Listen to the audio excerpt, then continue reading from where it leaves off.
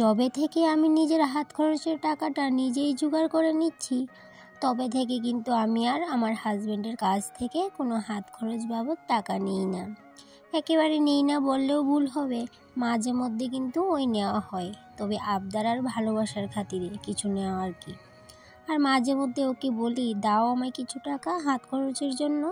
তো থাকলে তো না করে না, কিন্তু যখন না থাকে ওইটা কিন্তু আলাদা কথা। তো অনেক কথা বলবো আজকে, তার আগে নিজের পরিচয়টা দিয়ে নিই। আমি রূপা, ত্রিপুরার আমবাসার ছোট্ট একটা গ্রাম থেকে অতি সাধারণ গড়ের অতি সাধারণ একজন গ্রাম্য গৃহবধূ।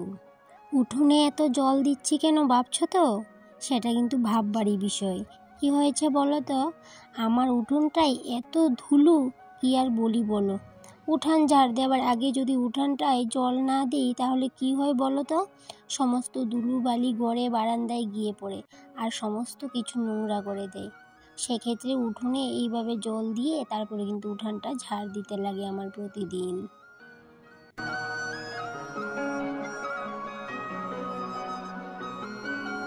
বিয়ের আগেও নিজের হাত খরচের টাকাটা নিজেই জোগাড় করতাম, এখনও কিন্তু তাই করি।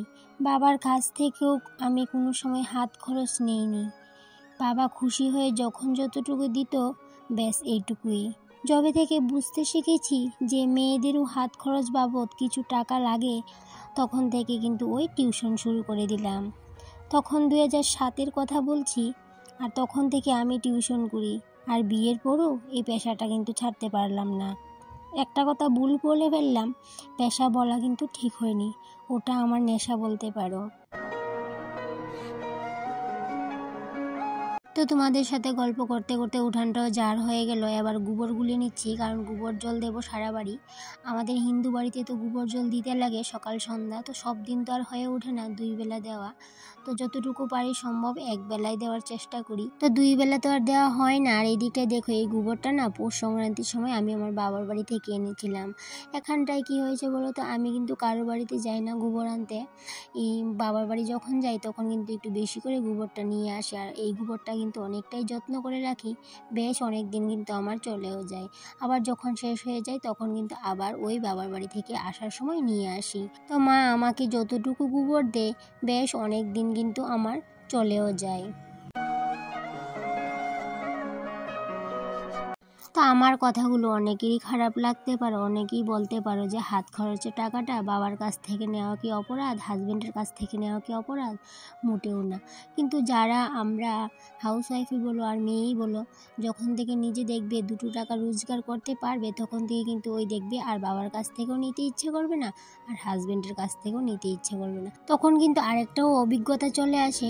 সেটা কি বলো তো? সেটা হচ্ছে এই যে টাকা রোজগার করা কতটা কষ্টকর, সেটা কিন্তু তখন আমরা বেশ ভালো করে বুঝে যাই। আর তখন কিন্তু ওই যে খরচা করতে কিন্তু অনেকটা হিসেব করে আমরা খরচা করি। আর যখন দেখবে আমরা আমি যখন রুজি করতাম না, উপার্জন করতাম না, তখন কিন্তু ওই বাবার কাছ থেকে নিতাম, তো মার কাছ থেকে নিতাম, তো ওই টাকাটা কিন্তু খরচ করতে কিন্তু আমার কষ্ট হতো না। কিন্তু যখন থেকে আমি নিজে রোজগার করি টিউশন করে, তখন থেকে কিন্তু বুঝলাম যে টাকা রোজগার করা অনেক কষ্টের, আর সেটাকে কিন্তু ওই যে আলতু ফালতু খরচ করা একদমই ঠিক না। তবে থেকেই কিন্তু আমি ওই হিসেবে একটু হয়ে গেছি, একটু হিসেব করে কিন্তু চলতে ভালোবাসি। হাজবেন্ডের কাছ থেকে হাত খরচার টাকাটা নিতে আত্মসম্মানের লাগে, সেরকম কিন্তু কোনো ব্যাপার না। আমি এত আলতু ফালতু খরচা করি না, সেই জন্য কিন্তু ওই আমি যতটুকু রোজগার করি তাতেই কিন্তু আমার হাত খরচাটা বেশ হয়ে যায়।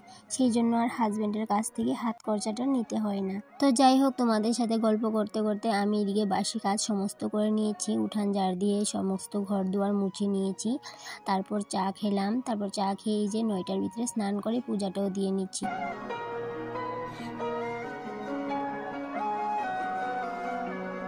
আর এই দিকটায় ঠাকুর করে জলও তুলে নিলাম, ঠাকুর করে জল ছিল না, তো সেই জন্য যে সকাল করে স্নান করে আগে ঠাকুর করে জল তুলে নিয়েছি, তারপর ঠাকুর ঘরটা মুছে এবার কিন্তু ঠাকুর পুজোটা দিয়ে দেব। আর আমার ঠাকুর ঘরের লক্ষ্মীর চরণগুলো তো তোমরা দেখতেই পেলে, সেগুলো না আমি লক্ষ্মী পূজার দিন বানিয়েছিলাম। তো অনেকগুলো চরণ বানিয়েছিলাম, সেক্ষেত্রে কিছুটা চরণ কিন্তু আমি ওই মুছে নিয়েছিলাম। তারপর আমার ভাই আসলো আমার বাড়িতে, এবার দেখে বলল, বর্দি তুই এগুলাকে মুছে নিচ্ছিস কেন, ভালোই তো লাগছে। তো সেই জন্য কিন্তু ওই যে কিছুটা আবার রয়ে গেল, তো কিছু মুছে নিয়েছি আর কিছু রেখে দিলাম ভাইয়ের কথা শুনে। আর এই দিকটাই দেখো আমার পুজো কিন্তু কমপ্লিট হয়ে গেছে। আর এই দিকটাই দেখো আমার ঠাকুর ঘরে নারকেলের ছুবড়াগুলো শেষ হয়ে গেছে। তোমরা তো জানো ধূপ জ্বেলে পূজা করতে আমি কত ভালোবাসি, সেক্ষেত্রে ধূপ জ্বালতে হলে ছুবড়ার প্রয়োজন। আর এই দিকটায় আজকে ধূপ জ্বালতে গিয়ে দেখি কি নারকেলের ছুবড়াগুলো শেষ হয়ে গেছে, তাই আজকে কিছু নারকেলের ছুবড়া কেটে নিলাম।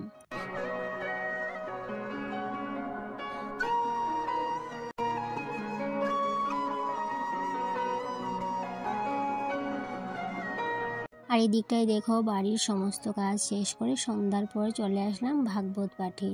কারণ কি আমাদের এখানে না উৎসব শুরু হবে, এই যে 4 দিনের মতো পাঠ হবে, তারপর যে 7 দিন ব্যাপী উৎসব চলবে, সেই জন্য এই যে পাঠে চলে আসলাম একটু পাঠ শুনবো বলে।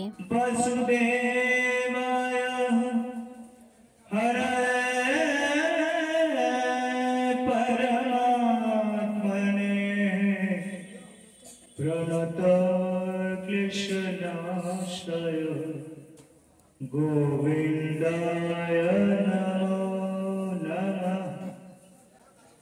जय रूप सनातन भद्र रघुनाथ श्रीजीव गोपाल भद्र दश रघुनाथ।